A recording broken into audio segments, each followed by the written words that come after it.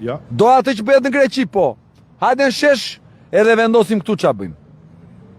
Qytetarët të marrin drejtimin e fateve të veta. Bravo. Qytetarët të reagojnë duke i kërkuar dorëheqjen dhe duke e rrethuar këtu dhe duke e imponuar të jap dorëheqjen.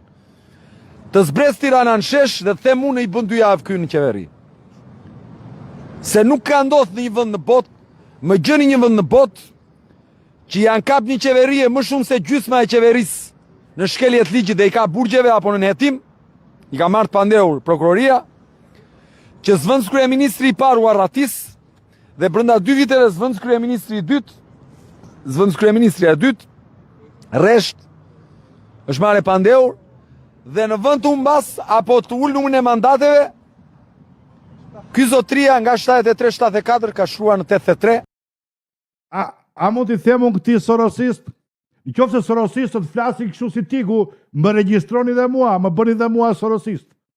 Më bëni dhe mua pjesë të Sorosit, se këta të Sorosit që kanë rob zoti, pra, qofse tiku, Atletik Napaj, është Sorosist, më regjistroni dhe mua Arjan Asimin pjesë e Sorosit.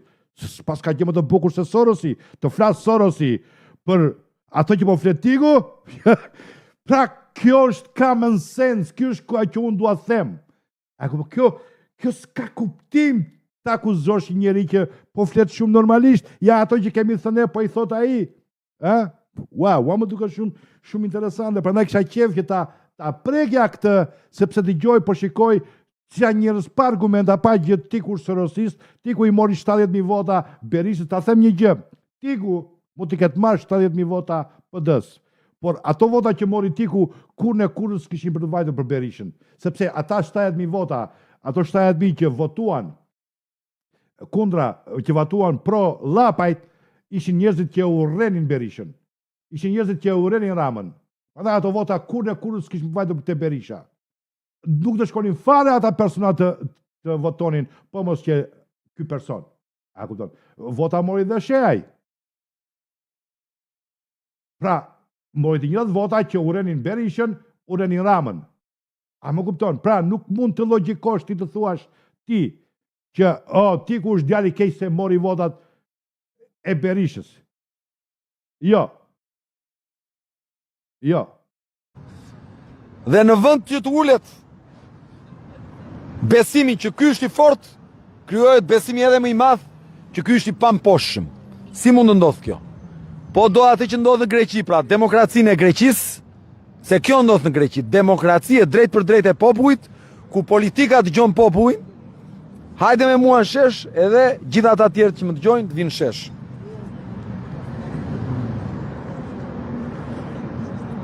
Hektor Pepja, a mundet të rrëzohet kjo qeveri nëse të gjithë ne bëhemi bashkë? Hektor, 100% po. Nëse këtu dalin qytetarë të dimensioneve të ndryshme, të besimeve të ndryshme, të bindjeve politike të ndryshme, por që kanë një emërus të përbashkët, që është për t'i thënë bo më këti regjimi tragjikomik, që pasi ministrat i kapen një nga një e i shkojnë në burg, për mes regjimit dhe sistemit që ka krijuar, fiton edhe më shumë, vjedh edhe më shumë, sigurisht jepet fund. Por për këtë duhet që njerëzit kuptojnë fuqinë e tyre. Pse po dalim ne borim këtu në të ftohtë? Për të dhënë eksaktësisht këtë mesazh. Që po në këtë vend ka të rinj që nuk dorëzohen. Që po në këtë vend ka të rinj që nuk i shtrin kurrizin këtyre. Që po në këtë vend ka njerëz që sakrifikojnë. Hajde ta bëjmë të gjithë. Hajde të bashkohemi të gjithë. Hajde të imponojmë të gjithë. Dhe jo për të bërë ndonjë nga ne drejtues të kësaj godinës. Jo. Po për të bërë një qeveri, pra për të imponuar një qeveri tranzitore 12 mujore, me një përbërje nga intelektualet më të mirë që kemi në Shqipëri dhe në diasporë, me një mandat të qartë 12 mujor, me një paket reformash për të organizuar për herë të parë zgjedhje të lira, të ndershme dhe demokratike. Çfarë të thuash më?